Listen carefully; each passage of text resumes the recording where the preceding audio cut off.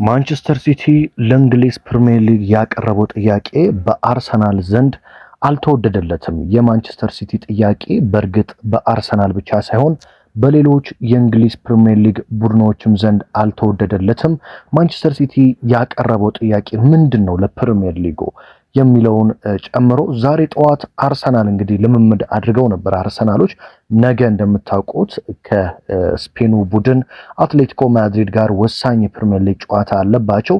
ታዲያ ዛሬ ጠዋት ልምምድ አድርገዋል። በነገራችን ላይ ዛሬ ወደ ከሰዓት ወይም ወደ ምሽት አካባቢ ወደ ስፔን እንደሚበሩ ይጠበቃል ማለት ነው። አርሰናሎች ዛሬ በነበረው የጠዋቱ ልምምድ ላይ እነማን ተሳተፉ፣ እነማን ደግሞ አልተገኙም የሚለውን የምንመለከት ይሆናል። ያልተገኙ ተጫዋቾች ስላሉ ማለት ነው። ስለዚህ አርሰናል በነገው ጨዋታ ሊኖረው የሚችል አሰላለፍ ይህንን ልምምድ ተመልክቶ ምን አይነት ሊሆን ይችላል የሚለውንም እንደተለመደው በአማረ መልኩ የምናነሳ ይሆናል። ውድ አድማጭ ተመልካቾች እንደተለመደው ከእናንተ የሚጠብቀው ይህንን ቪዲዮ ስትጀምሩ ላይክ ማድረግ፣ እንደዚሁም ይህንን ዩቲዩብ ያልተቀላቀላችሁ ሰብስክራይብ ማድረግና ቤተሰብ መሆን ብቻ ነው። በየዕለቱ ወሳኝ መረጃዎችን ታገኛላችሁ። በያላችሁበት እንግዲህ ሰላምታይን እያቀረብኩላችሁ በቀጥታ ወደ ወሳኞቹ መረጃ ልውሰዳችሁ።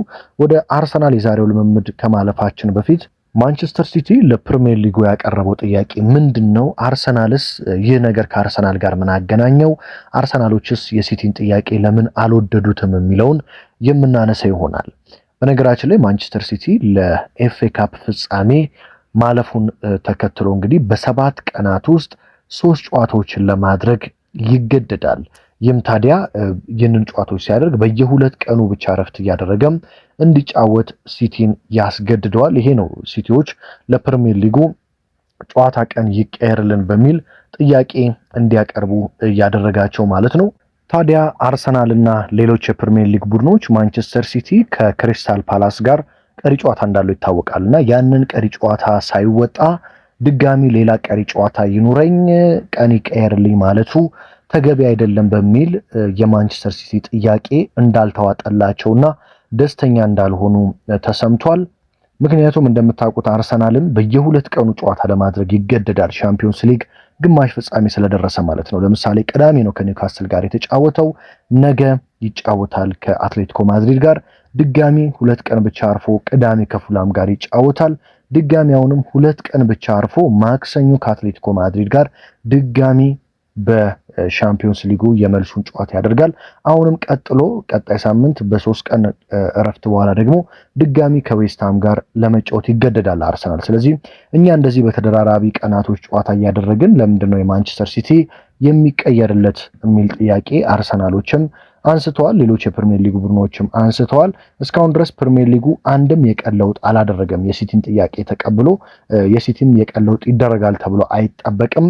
ስለዚህ ማንቸስተር ሲቲ በግዴታ ቢሆን በየ2 ቀኑ ለመጫወት ይገደዳል ፕሪሚየር ሊጉ። ምክንያቱም ጥያቄው የቀረበው ከትላንትና በፊት ነው። እስካሁን ድረስ ምንም አይነት የመርሃ ግብር ለውጥ አልተደረገለትም ማንቸስተር ሲቲ። ስለዚህ ይህንን ጨዋታ ለማድረግ የሚገደድ ነው የሚመስለው። ታዲያ በዋንጫ ጉዞ ላይ ከፍተኛ ጫና ያደርግበታል ተብሎ ይጠበቃል ማንቸስተር ሲቲ ላይ።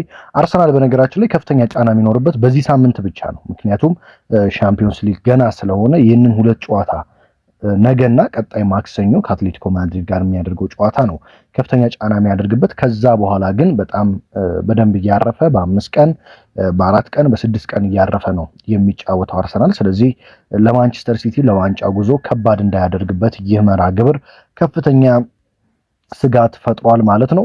እንግዲህ ወደ ሌላው ወደ አርሰናል መረጃ ስንመጣ አርሰናሎች ዛሬ ማለዳ ወሳኝ የተባለውን ልምምድ አድርገዋል። በዛሬው ልምምድ እንግዲህ ነገ አትሌቲኮ ማድሪድን የሚገጥመው የአርሰናል ስብስብ ከሞላ ጎደል ቢሆንም የታወቀ ይመስላል።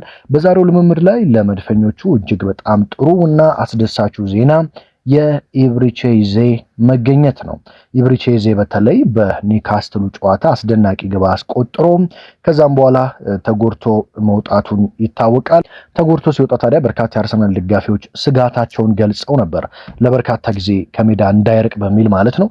በነገራችን ላይ ኢብሪቼዜ በአሁኑ ሰዓት ለአርሰናል በጣም አስፈላጊ ተጫዋች ነው። ይህም የሆነበት አንደኛ ምክንያት ሁልጊዜ ክሪስታል ፓላስም እያለ ማለት ነው የውድድር ዓመቱ ሊጠናቀቅ ሲል በርካታ ግቦችን በማስቆጠር ይታወቃል። ልክ እንግሊዝ ውስጥ የሚገኘው አየር በዚህ ሰዓት በጣም ጥሩ አየር ይሆናል። ከአየሩ ጋር ተያይዞ ኤብሪቼዜ አቋሙ በየአመቱ በዚህ ሰዓት በጣም ምርጥ ይሆናል። ምክንያቱም የውድድር አመቱ መጀመሪያ ላይ በክሪስታል ፓላስም እያለ በአርሰናልም እያለ 111 ጨዋታዎችን አድርጓል ከዛም በፊት። ታዲያ በነዛ ጊዜያቶች ያስቆጠረው 21 ግብ ብቻ ነው። ማለትም መስከረም ላይ፣ ጥቅምት፣ ህዳር፣ ታህሳስ፣ ጥር እስከ የካቲት ባሉ ወራቶች ማለት ነው 111 ጨዋታ አድርጎ 21 ግቦችን ብቻ ነው ያስቆጠረው። ከዛ በኋላ ግን ከጥር በኋላ በሚደረጉ ጨዋታዎች ከማርች ጀምሮ እስከ ሜይ በሚደረጉ ጨዋታዎች ላይ 49 ጨዋታዎችን አድርጎ 24 ግቦችን ማስቆጠር ችሏል። በአሁኑ ሰዓት በእንግሊዝ እንግዲህ ፀሐያማ ወቅት ነው። ወደ 20 ዲግሪ ሴልሺየስ ነው አየር ንብረታቸው፣ ሞቃታማ የሚባል ነው።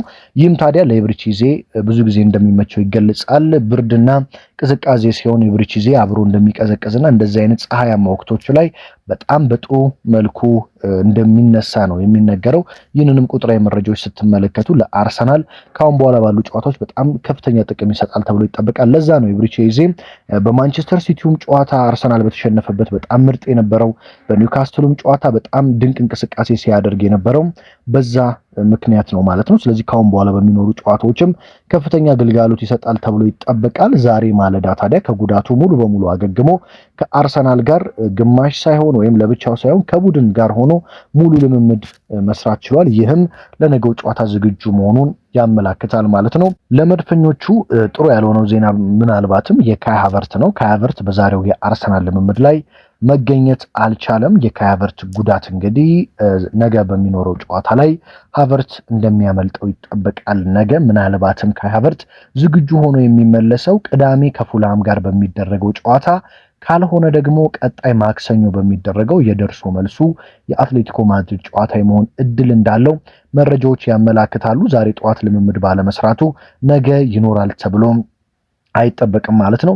ታዲያ የዛሬውን ልምምድ ተመልክተን አርሰናል በነገው ዕለት በአሰላለፍ ረገድ ግብ ጠባቂው ዴቪድ ራያ ይሆናል ተብሎ ይጠበቃል። የተከላካይ ስፍራ ላይ ስንመለከት ክርስቲያን ሞስኬራ ቤን ዋይትን ተክቶ የሚገባ ይሆናል ተብሎ የሚጠበቅ ሲሆን ጋብሪኤል ማጋሌሽ፣ ዊሊያም ሳሊባ እንደዚሁም ደግሞ ፔሮ ሂንካፔ የአርሰናልን የተከላካይ ስፍራ ይመራሉ ተብሎ ይጠበቃል። የመሃል ሜዳውን ስንመለከት ማርቲን ዙሜንዲ፣ ዴክላን ራይስ እና ማርቲን ኦዴጋርድ የአርሰናልን የመሃል ሜዳ ሊመሩ እንደሚችሉ የሚጠበቅ ሲሆን እዚህ ጋር ግን አንድ ለውጥ ይኖራል ብዬ እጠብቃለሁ። ምክንያቱም ኦዴጋርድ እረፍት የሚሰጠው ይመስለኛል ለፉልሃም ጨዋታ።